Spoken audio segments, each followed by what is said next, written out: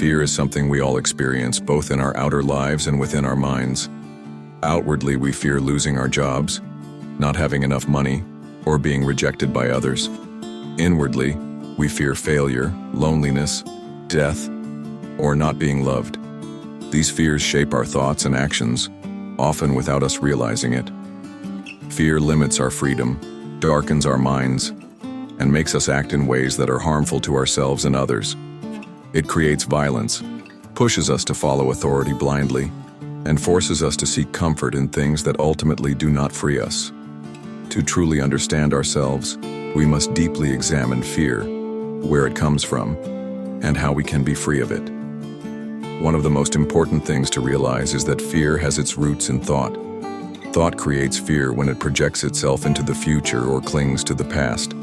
For example, if we lose a job, we do not just experience the present loss. We immediately start thinking about what might happen next. How will we survive? What will others think? And will we ever find another job? The mind imagines suffering and uncertainty, creating anxiety.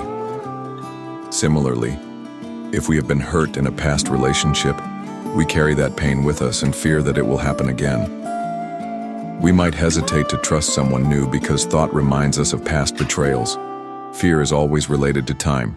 It comes from remembering past pain or imagining future suffering. Krishnamurti explains that fear also arises because we depend on things, people, or beliefs for security. We seek comfort in relationships, material possessions, or ideas, hoping they will make us feel safe. But when those things are threatened, fear arises. A person who is attached to their job is afraid of losing it. Someone who depends on the love of another fears being abandoned. A person who believes strongly in a particular religion or ideology is afraid when that belief is questioned. This dependence creates uncertainty and prevents true understanding. One practical example of this can be seen in our daily relationships. Suppose a man is deeply attached to his partner and fears losing her. This fear makes him possessive, suspicious, and controlling. He constantly worries about her interactions with others, imagining scenarios where she might leave him. His actions, driven by fear, create tension in the relationship. Instead of love, there is insecurity. True love cannot exist where there is fear. Only when he understands that his fear comes from his dependence on her for emotional security can he begin to free himself. He must see that his happiness does not depend on another person, but on his own understanding of himself. Similarly, fear affects us in our professional lives. A person who fears failure at work may become overly cautious, never taking risks or speaking up with new ideas. They may constantly seek approval, afraid of making mistakes. This fear limits their creativity and growth. But if they understand that their fear comes from a deep desire for validation and the avoidance of criticism, they can begin to let go of it. They will see that mistakes are part of learning and that true confidence comes not from avoiding failure, but from facing it with awareness. Krishnamurti also points out that fear is linked to pleasure. We hold on to pleasurable experiences and fear their loss. If someone has had a wonderful relationship, they fear that it will end. If a person enjoys a high social status, they fear losing it. This attachment to pleasure creates suffering. Just as thought intensifies fear by remembering pain, it also increases desire by remembering pleasure. A person who had a great vacation may keep thinking about it, longing for the experience again. But this longing creates restlessness and dissatisfaction with the present.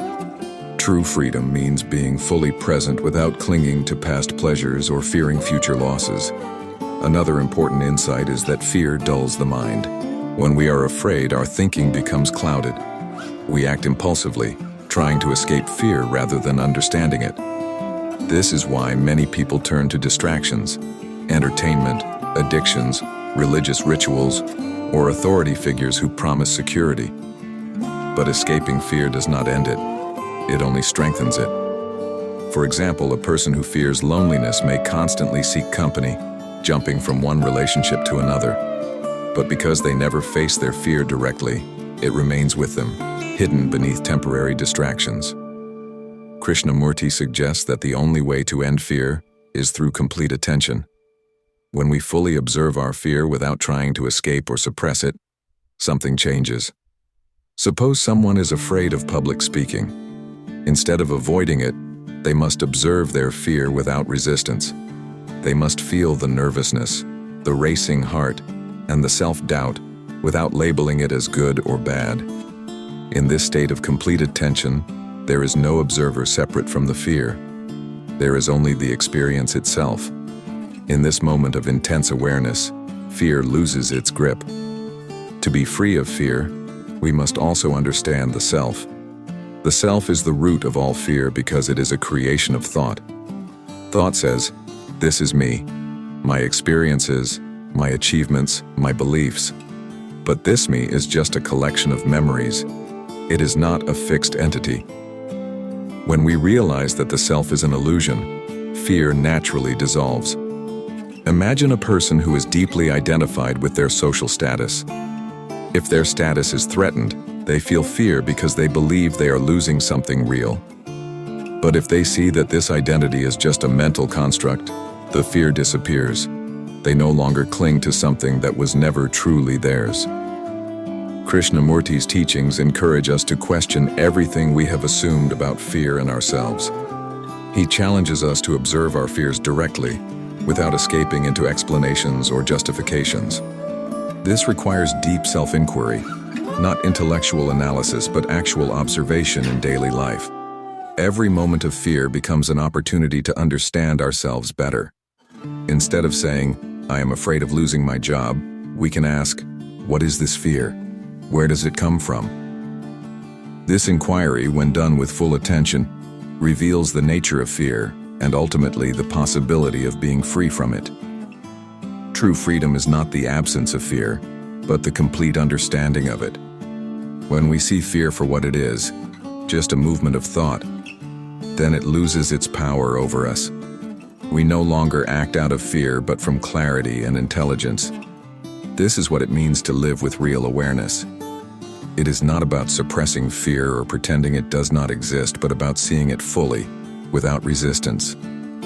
In this seeing, there is a deep transformation. The mind is no longer burdened by the past or anxious about the future. It is free, alive, and fully present. Krishnamurti's teachings are not about theories or philosophies, but about practical self-knowledge. Every day gives us an opportunity to observe fear in action. Whether in relationships, work, or daily interactions, we can watch how fear arises and how we react to it. Through this awareness, we begin to understand ourselves at the deepest level.